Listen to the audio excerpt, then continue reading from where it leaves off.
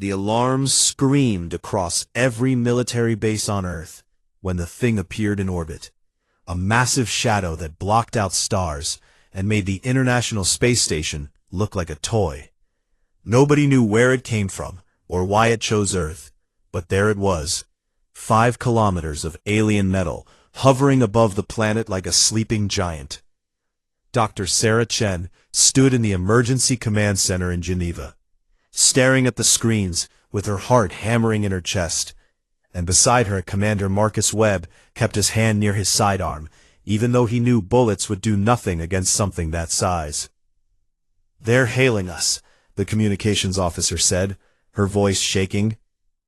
The screen flickered and showed something that made Sarah's stomach turn, not because it was monstrous, but because it was so alien that her brain struggled to process what she was seeing.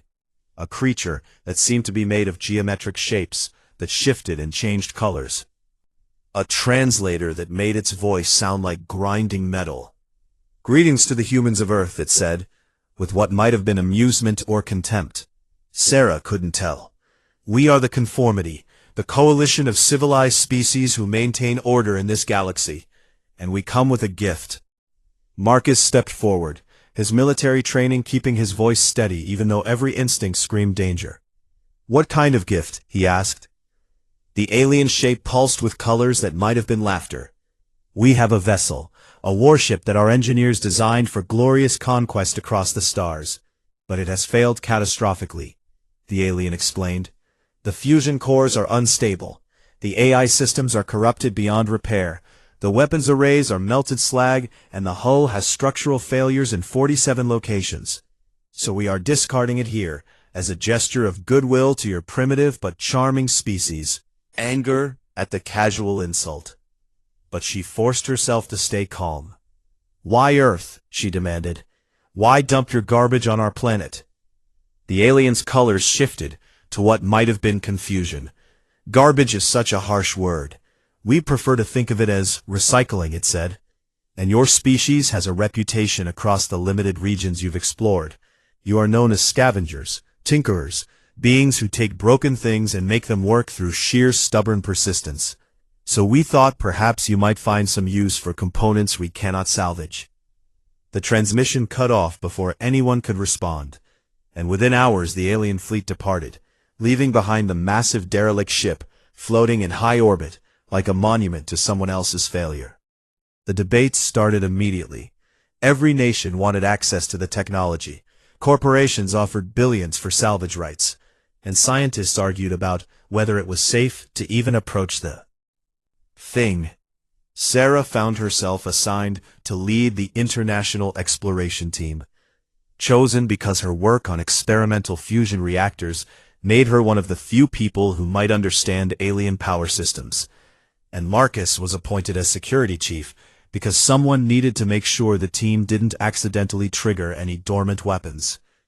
The first shuttle approach to the derelict took 3 days of careful maneuvering, and when they finally docked with what seemed to be an airlock, Sarah's hands were sweating inside her suit gloves.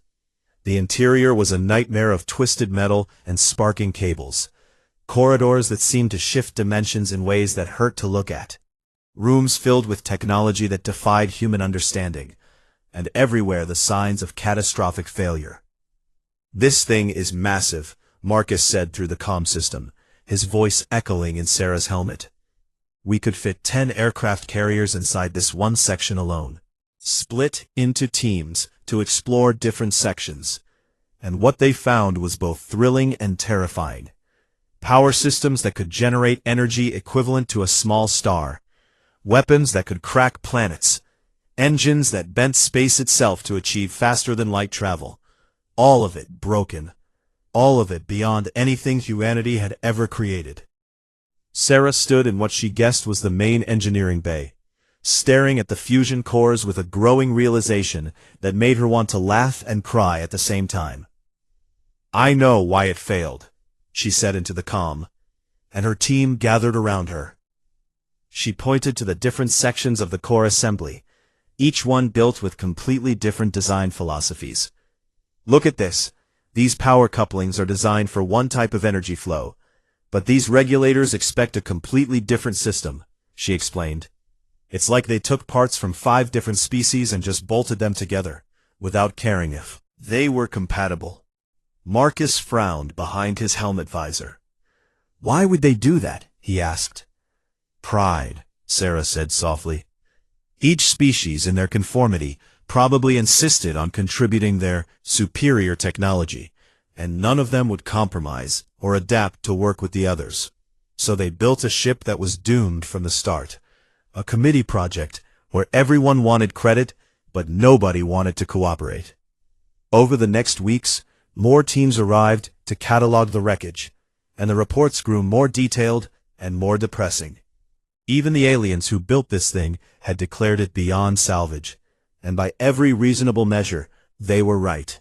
No human technology could repair systems they didn't understand, using materials that didn't exist on Earth, following engineering principles that violated human physics. But Sarah Chen stood in that ruined engineering bay and felt something the aliens had never expected humans to feel. Excitement. We can fix this, she announced at the International Council meeting 6 months later, and the room erupted in protest. That's impossible, one scientist began. The aliens themselves said it couldn't be repaired, another argued. Sarah slammed her hand on the table, silencing them.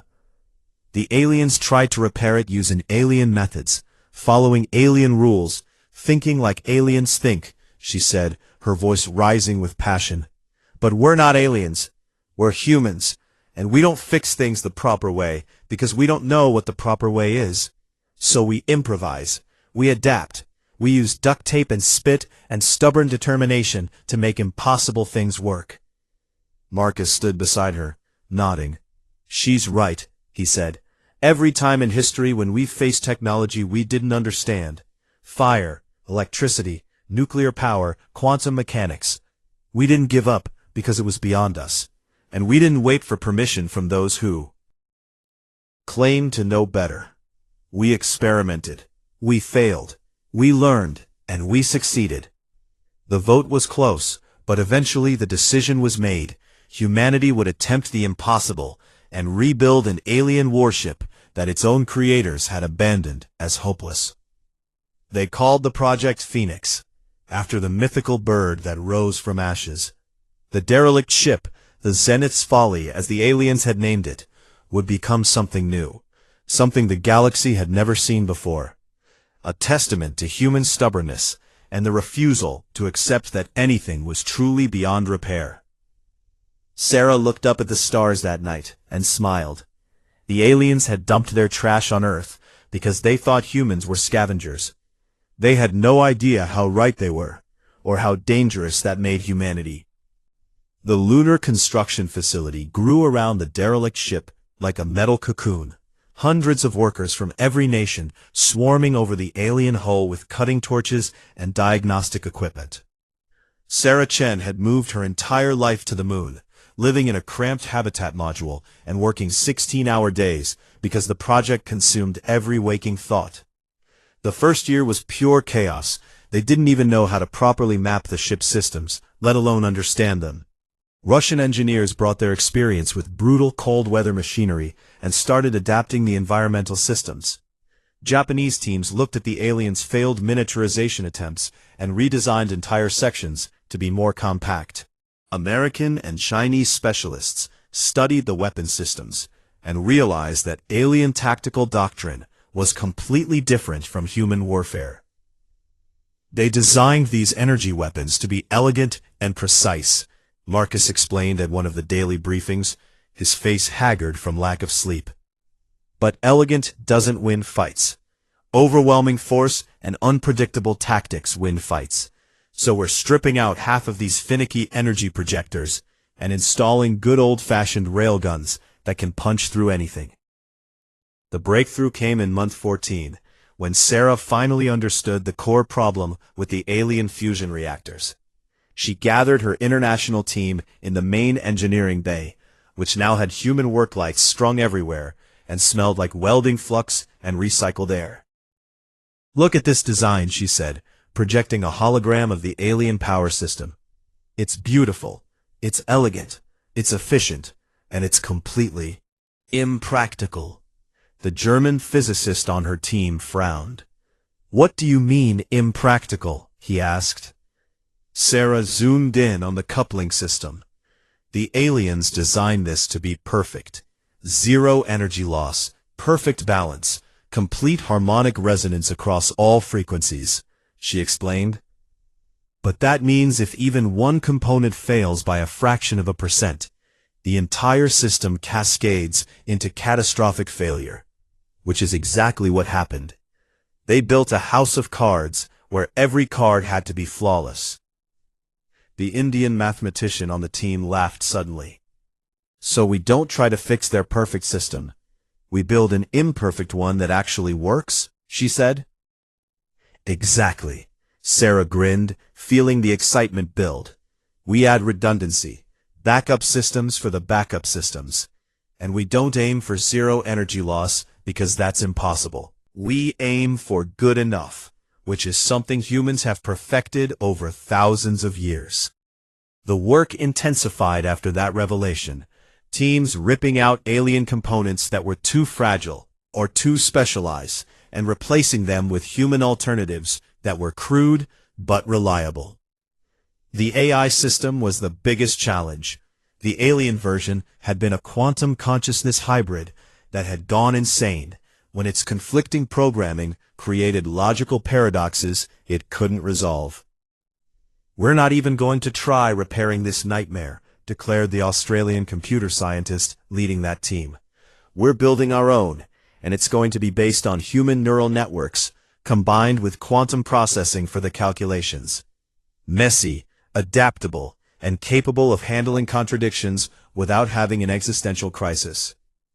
Month 30 brought the first successful power-up of a fusion core, and everyone held their breath as Sarah initialized the sequence. Alien components hummed with their original crystalline purity, but now they were buffered by human-designed shock absorbers and circuit breakers. Ugly additions that the original designers would have mocked. Power flowed through the system, wavered, destabilized, and then the human backups kicked in, compensating and adjusting until the whole thing settled into a steady rhythm that wasn't perfect, but was gloriously, wonderfully stable.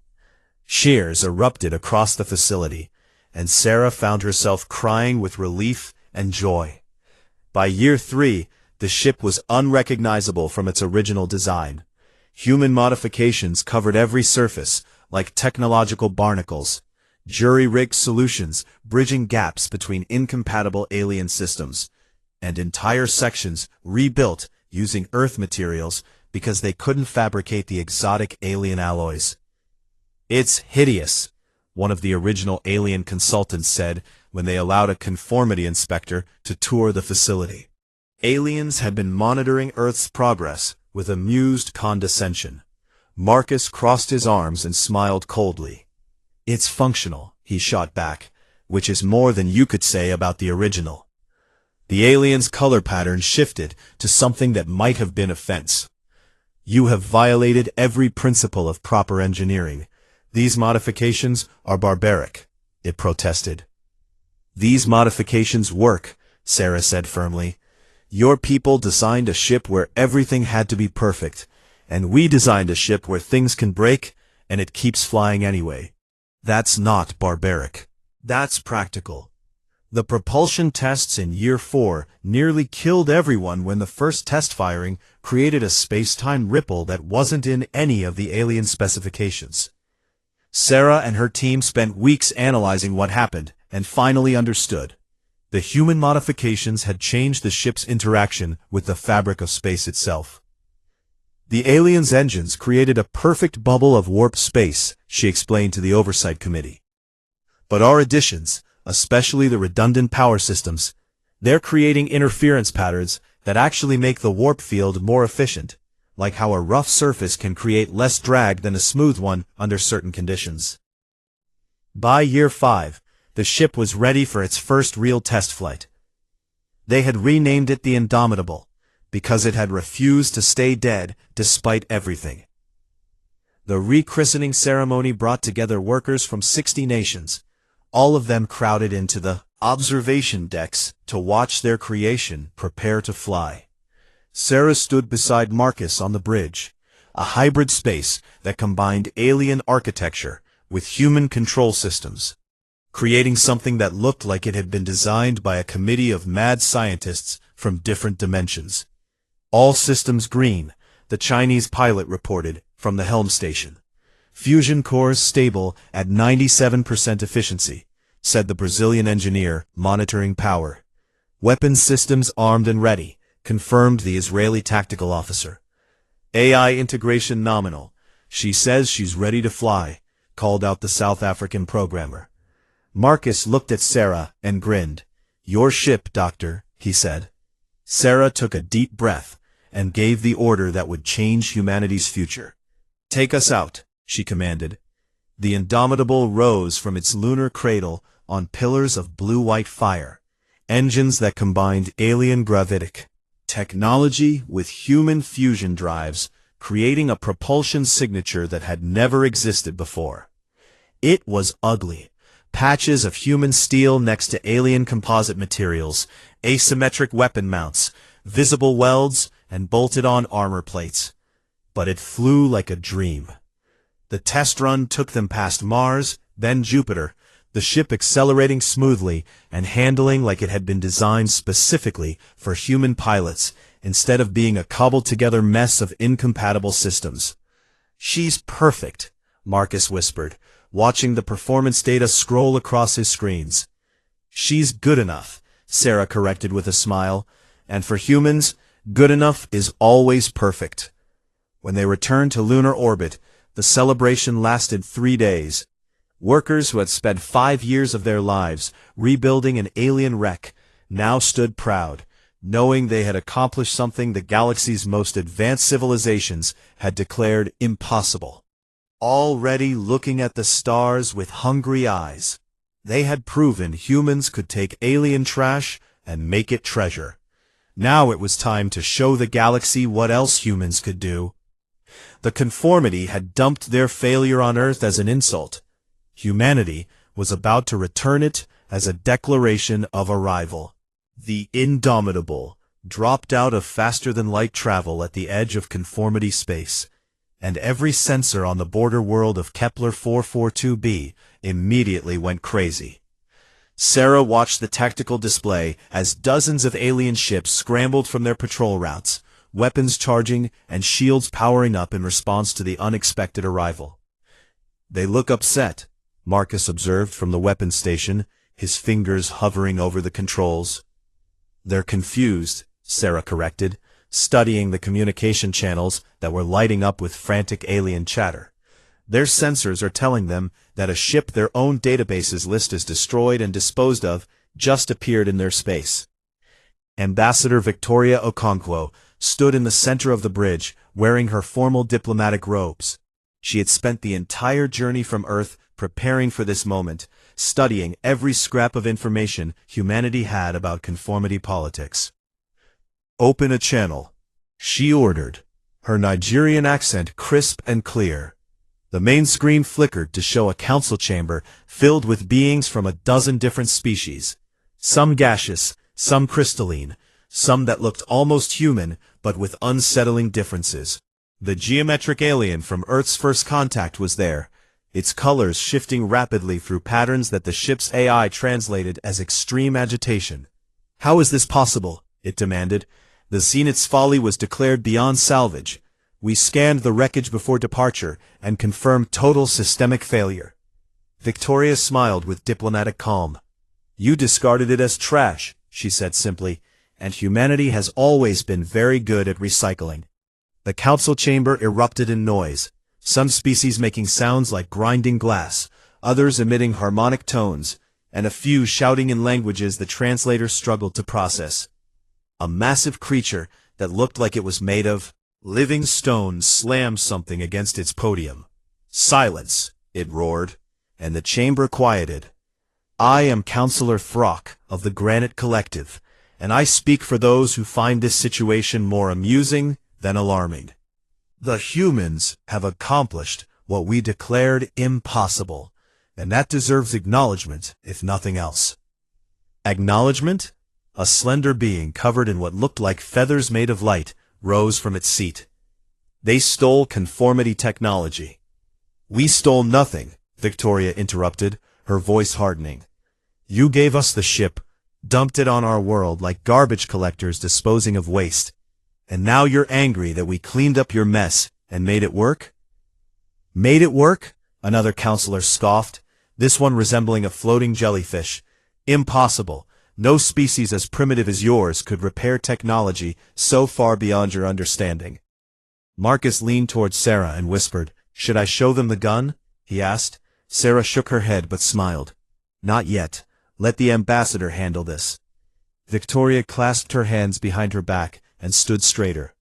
The United Earth Coalition requests formal recognition as a spacefaring civilization and provisional membership in the conformity, she declared. We have proven our capability by taking your failure and transforming it into a functional vessel crewed by 800 of humanity's finest. We have mastered faster-than-light travel, and we have come in peace to take our place among the civilized species of the galaxy. The geometric alien's colors shifted to something the AI couldn't translate. This is absurd, it said. You didn't master anything. You got lucky with stolen technology and blind experimentation. Then send inspectors, Victoria challenged. Examine our ship, test our systems, verify our claims. And if you find we are lying or incompetent, we will accept your judgment.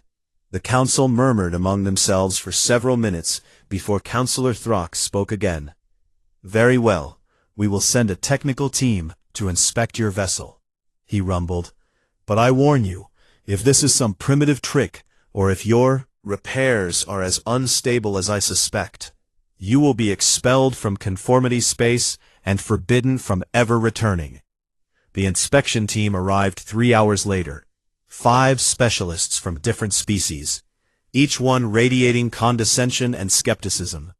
Sarah led them through the ship personally, watching their reactions as they saw what humanity had done. The first engineer, a being that looked like a walking crystal cluster, stopped dead when it saw the fusion cores. This is horrifying, it said, its voice resonating through its structure. You've surrounded precision quantum harmonic resonators with crude mechanical dampeners. This shouldn't work at all. And yet it works better than your original design, Sarah replied calmly, pulling up the efficiency data. The crystal beings stared at the numbers for a long moment. That's impossible, it whispered. That's human, Sarah corrected. The inspection continued through every major system, propulsion, weapons, life support, AI integration, and at each stop the alien inspectors grew more disturbed. You've violated every principle of proper engineering, one of them complained, examining the propulsion modifications.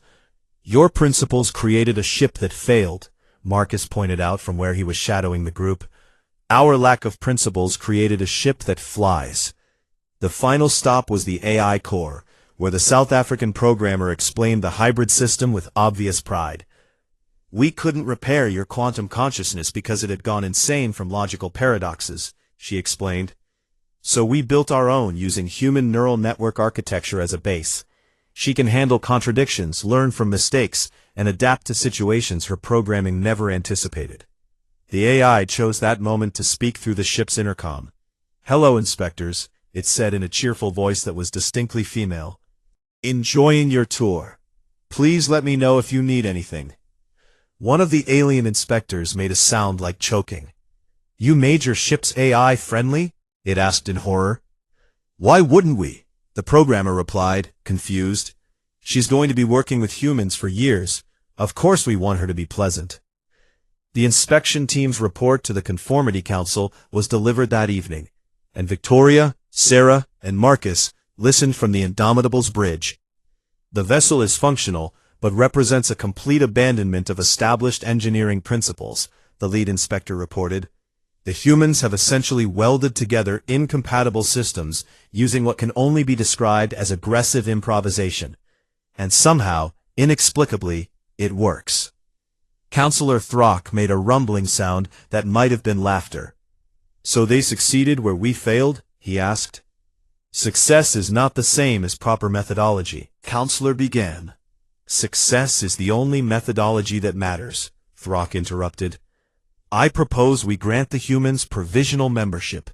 They have proven they can travel the stars, and have demonstrated both technical capability and diplomatic intention. The vote was contentious and close, but eventually the decision came through. Humanity would receive provisional conformity status, with full membership pending further evaluation. Victoria accepted the decision with grace, but Sarah could see the fire in the ambassador's eyes. Provisional, Victoria said after the transmission ended, her voice tight with controlled anger. They're giving us provisional status, like we're children being tested. Let them, Marcus said with a cold smile. Provisional is better than nothing, and it gets us access to conformity space.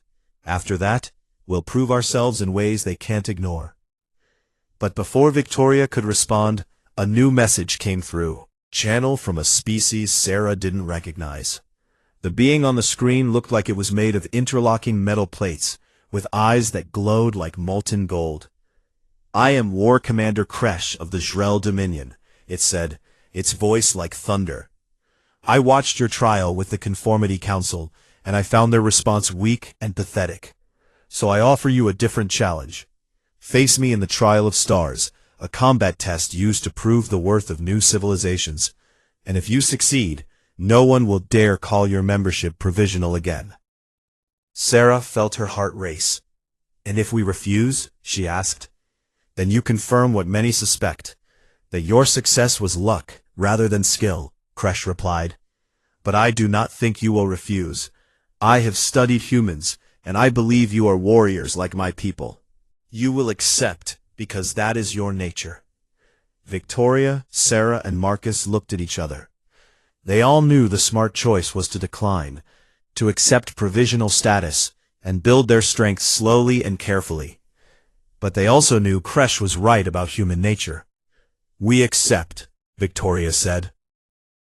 The arena of ascendance was ancient, a region of space marked by massive gravitational anomalies and asteroid fields that had tested civilizations for thousands of years. The Indomitable floated at the starting position, while Marcus ran final checks on every system, his crew silent and focused at their stations. Sarah stood beside him on the bridge, no longer just the chief engineer, but now the ship's science officer. She knew every modification they had made, and exactly how to push them beyond their supposed limits. Sensors show 3 conformity vessels assembling at the trial markers, reported the tactical officer. 2 are standard conformity cruisers, and 1 is War Commander Kresh's flagship, the Iron Fang. Victoria was in the observation deck with representatives from Earth's governments, all of them watching the live feed that was being broadcast across conformity space. Billions of aliens were about to see whether humanity deserved its place among the stars. The voice of the trial master echoed across the open channels. The first challenge is speed and navigation, it announced. Each vessel must traverse the shattered maze, an asteroid field where gravitational eddies shift constantly, and the first to reach the far beacon wins. Begin. The 2 conformity cruisers shot forward immediately, their paths calculated by sophisticated navigation computers that plotted optimal routes through the deadly field. Marcus waited 3 full seconds before engaging the engines. Commander? The pilot asked nervously. Watch how they move, Marcus said calmly, his eyes tracking the alien ships. They're following predictable patterns, efficient but predictable. The conformity ships navigated with mathematical precision, their courses adjusting in smooth curve around each obstacle. Then Marcus grinned. Now show them how humans fly, he ordered. Pilot, forget the optimal path and fly it like you stole it. The Indomitable punched forward at maximum acceleration, heading straight toward the densest part of the asteroid field. Sarah gripped her console as proximity alarms screamed. The pilot was threading through gaps that the navigation computer said were too narrow. Small, banking at angles that should have torn the ship apart, using gravitational slingshots in ways that violated every safety protocol. "This is insane," one of the bridge crew shouted. "This is human," Marcus shouted back with fierce joy. The alien ships were faster and more maneuverable, but their AIs wouldn't let them take risks. They optimized for safety and efficiency. The human pilot had no such limitations, trained in atmospheric fighter combat where split-second instinct mattered more than calculation. The Indomitable shot past the first conformity cruiser using a gravity well the aliens had marked as too dangerous, and Sarah felt the hull shudder as they scraped past an asteroid close enough to leave paint behind. They crossed the finish beacon 17 seconds ahead of the nearest competitor. The second challenge began immediately. Defensive protocols against overwhelming force. Thousands of combat drones swarmed toward each ship, simple but numerous, designed to test how well vessels could handle coordinated attacks. The conformity ships deployed elegant countermeasures, electronic warfare to disable drones, point defense lasers to pick them off individually, shield harmonics that deflected energy weapons, all very sophisticated and proper. Marcus looked at his weapons officer and smiled. "Give them the human special," he ordered. "Aye, sir. Deploying chaos," the weapons officer replied with a matching grin. The Indomitable didn't try to be elegant. Instead, it charged straight into the drone swarm. Railguns fired solid slugs that punched through multiple drones at once. Missile pods launched old-fashioned explosive warheads that created debris clouds the drones couldn't navigate. And then, the ship did something no civilized species would consider. It redirected all power from rear shields to forward shields, and rammed straight through the thickest part of the swarm. Drones shattered against the reinforced bow armor, while others were caught in the engine wash and disabled. "Hull breach on deck 7, someone called out. "Seal it and keep going," Marcus commanded. Sarah was frantically rerouting power to compensate for the damaged sections, but she was also laughing. This was crazy and dangerous and completely against everything the aliens considered proper tactics.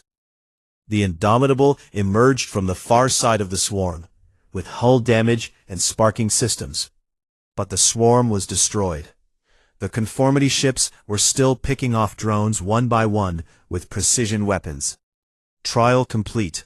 The human vessel wins again," the trial master announced, and Sarah could hear confusion in its artificial. The third and final challenge was direct combat, one-on-one against War Commander Kresh's flagship, the Iron Fang. The Iron Fang was beautiful in a terrible way. Sleek black metal covered in weapon ports, engines that burned with crimson fire, shields that shimmered like oil on water. It was newer, more powerful, and purpose-built for war. The Indomitable was a salvaged wreck held together with human stubbornness and welding. "All combat systems online," the tactical officer reported. "We're outgunned by a factor of 3 to 1. "Then we don't fight fair," Marcus said simply. The trial master's voice rang out again. "This combat will continue until one vessel yields or is disabled. Lethal force is authorized. Begin." The Iron Fang opened fire immediately, lance beams of coherent energy that could slice through capital ship armor. But Sarah had predicted this. She had studied every recording of Shrell combat tactics.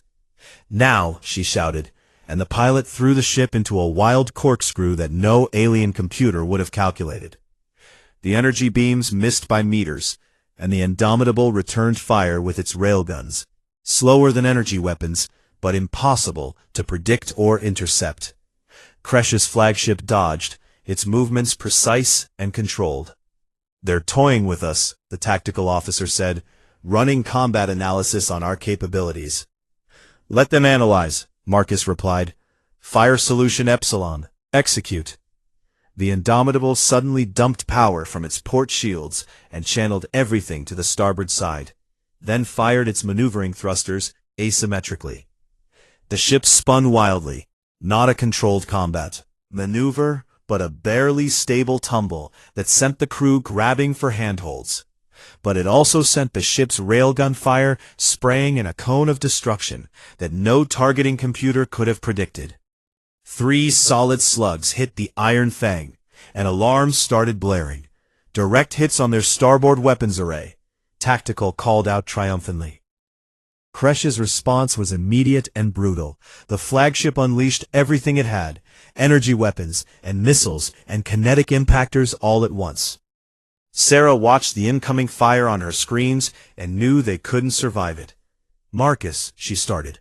"I know," he said quietly, then raised his voice. "All hands brace for impact and prepare for emergency protocol Omega."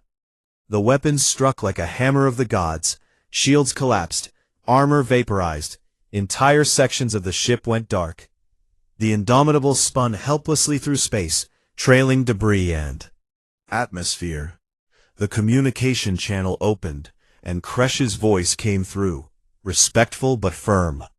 "You fought well, humans, but this is over. Yield and I will consider your honor satisfied."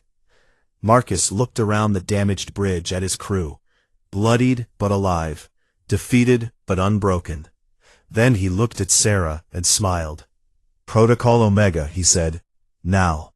Sarah's fingers flew over her controls, rerouting every remaining scrap of power, life support, gravity, communications, sensors.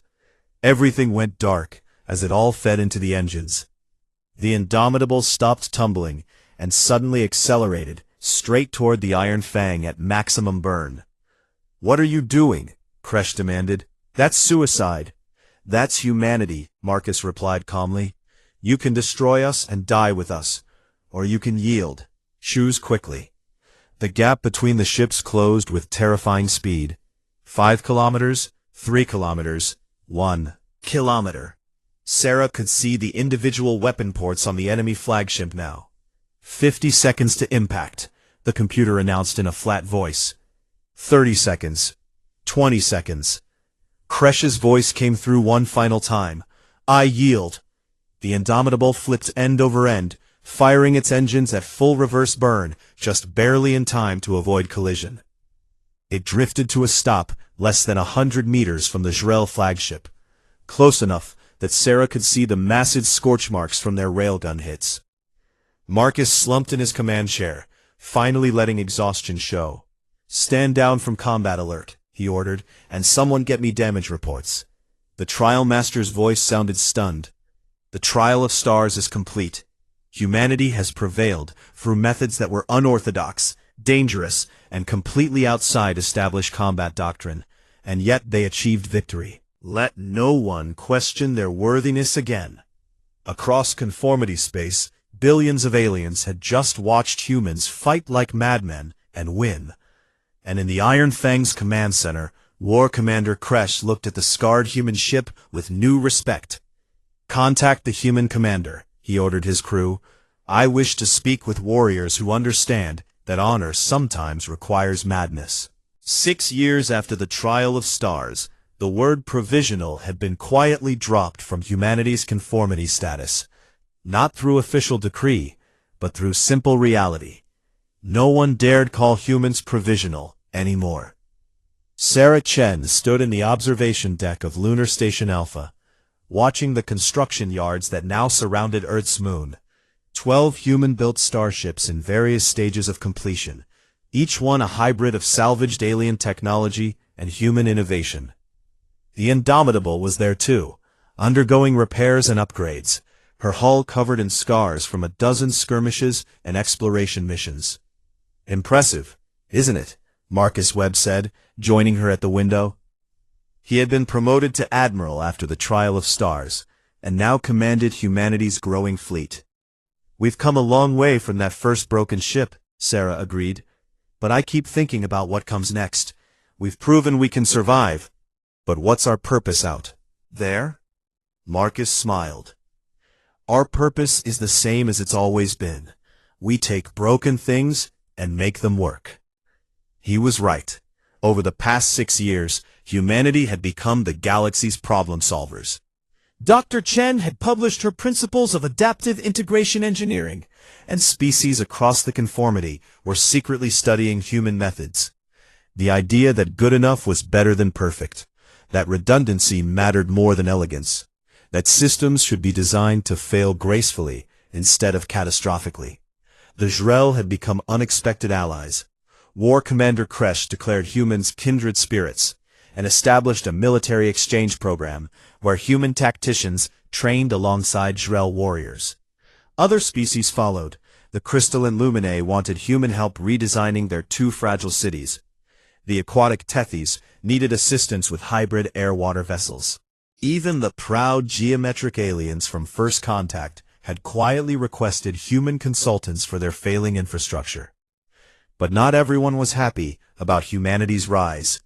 Admiral Webb, we have a priority transmission from Conformity Central Command. The communications officer interrupted, her voice tense.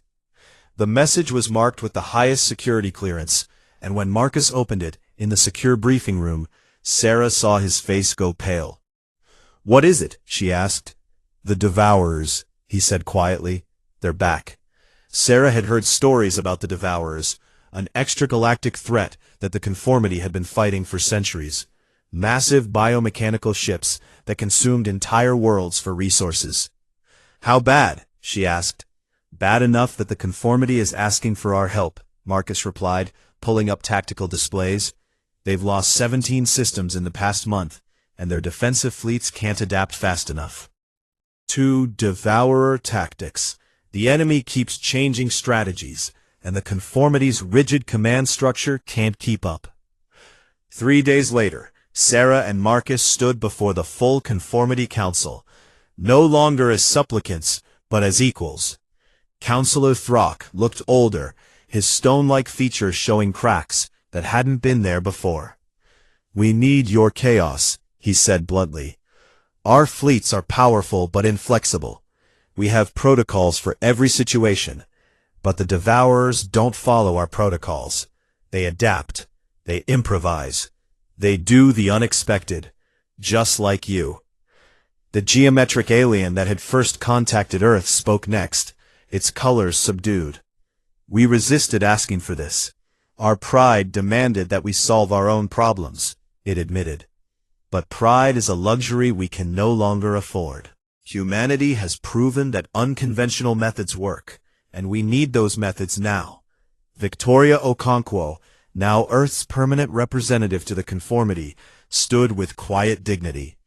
"What exactly are you asking from us?" she inquired. "We want humans to coordinate the defense," Throck said, and the council chamber went silent. "Not to command every ship. Our species would never accept that. But to integrate our forces, to take our specialized fleets and make them work together the way you made incompatible alien systems work together." Sarah felt the weight of that request. "You're asking us to do for your entire military what we did for one ship," she said.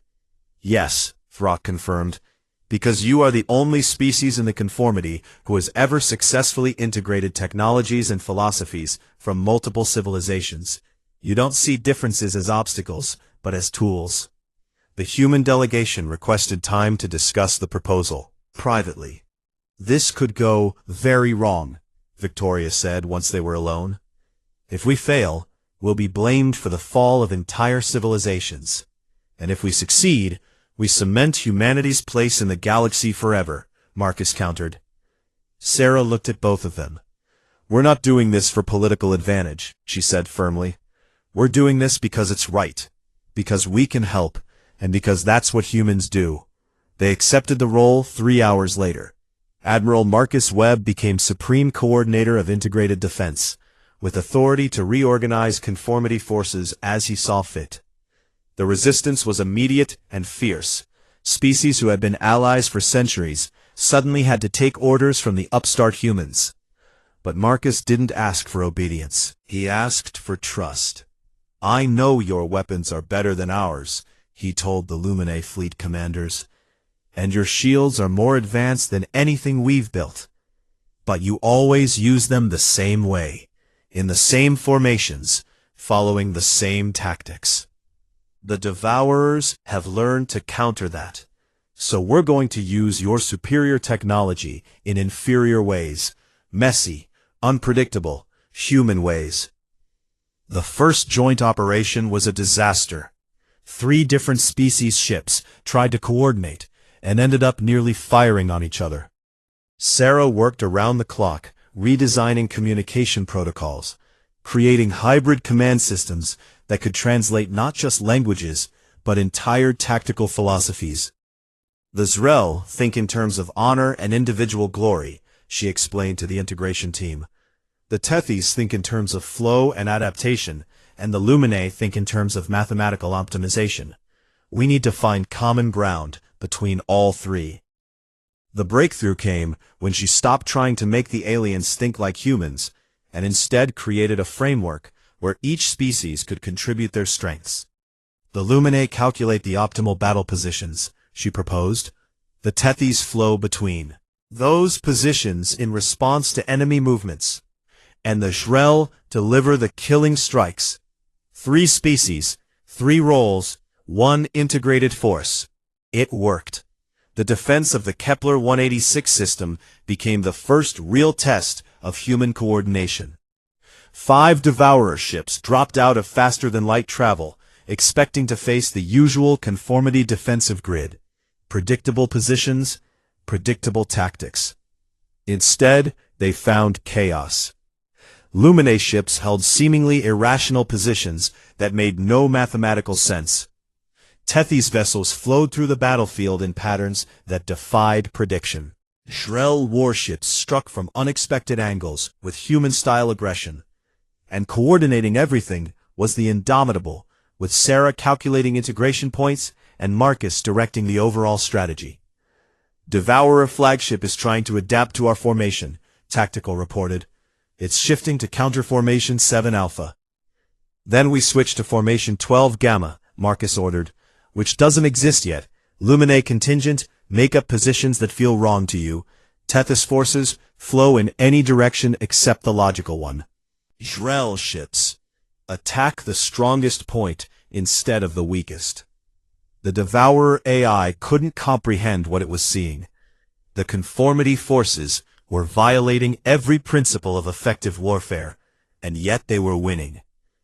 The battle ended when the Indomitable used the same suicide run tactic that had defeated Kresh years before, forcing the Devourer flagship to retreat or be destroyed. Word of the victory spread across conformity space. More species requested human integration assistance. More fleets adopted adaptive tactics. More commanders learned to value improvisation over perfection. The tide of the war began to turn. Sarah stood in the research lab 6 months later, working on a new project, analyzing captured Devourer technology to understand what made them so adaptable. What she found was both ironic and profound. They're like us, she told Marcus when he visited. The Devourers adapt and improvise because they have to. They come from a galaxy where resources are scarce, and survival depends on using whatever works. They're not evil, just desperate. Does that change what we have to do? Marcus asked. No, Sarah admitted. But maybe it changes how we do it. Maybe instead of just defeating them, we find a way to help them. The final confrontation came at the edge of conformity space, where the Devourer mothership, a construct the size of a small moon, prepared to launch a full-scale invasion. Every available ship from every conformity species assembled for the defense. Hundreds of vessels representing dozens of civilizations, all coordinated by human integration principles. And at the center of it all was the Indomitable, the salvaged wreck that aliens had dumped on Earth as garbage, now flying as humanity's flagship. The battle was brutal and desperate. Ships died on both sides. Sarah's integration systems were pushed beyond their limits as she tried to keep the coalition forces working together. But in the end, It was human thinking that found the solution. "We can't destroy the mothership. It's too big and too well defended," Marcus said during a brief lull in the fighting. "So we don't try to destroy it. We do what humans do best." "We fix it?" Sarah asked. "We board it, take it over, and make it work for us," Marcus confirmed with a wild grin. The plan was insane. It violated every military doctrine, but it was also perfectly human. The Indomitable led a strike force straight into the heart of the mothership's defenses, taking catastrophic damage but refusing to stop. They rammed through the outer hull and deployed boarding teams, humans and Jrel fighting side by side, through corridors filled with Devourer defenders. Sarah was there too, not as a soldier, but as an engineer, racing toward the mothership's control center with a team of specialists. They found it, and Sarah went to work, doing what she did best, taking alien technology and making it obey human will. "The Devourer AI is fighting me," she reported through gritted teeth. "It doesn't want to be reprogrammed." "Then don't reprogram it," Marcus suggested from where he was coordinating the battle. "Negotiate with it." Sarah blinked, then understood. She stopped trying to force the AI to submit, and instead opened a communication channel. "You're dying," she told the Devourer intelligence. "Your ships are being destroyed. Your mothership is crippled. But it doesn't have to end this way. We can help you find what you need without consuming our worlds." The AI was silent for a long moment. Then it responded with a single concept that the translator rendered as, "How?" The treaty negotiations took 3 months. The Devourers would receive aid from the conformity, resources, technology, safe passage to uninhabited systems where they could survive. In exchange, they would stop their invasion and share their adaptive technologies. Not everyone was happy with the arrangement, but Sarah had learned that good enough was always better than perfect. 5 years later, Sarah Chen stood once again in the observation deck of Lunar Station Alpha. But now she was looking at something new. A joint human-devourer shipyard where engineers from 2 galaxies worked together on the next generation of vessels. Marcus joined her, now a counselor himself on the conformity's governing body. "We did it," he said quietly. "Trash the galaxy dumped on us, and turned it into our ticket to the stars." Sarah smiled. "We did more than that," she replied. "We showed the galaxy that nothing is beyond repair. Not ships, not alliances, not even ancient enemies. If you're willing to adapt, improvise, and refuse to accept that anything is truly impossible." The Indomitable flew past the window, heading out on another mission. Somewhere out there, the galaxy was waiting, and humanity was ready to show them what else could be salvaged from failure and transformed into triumph.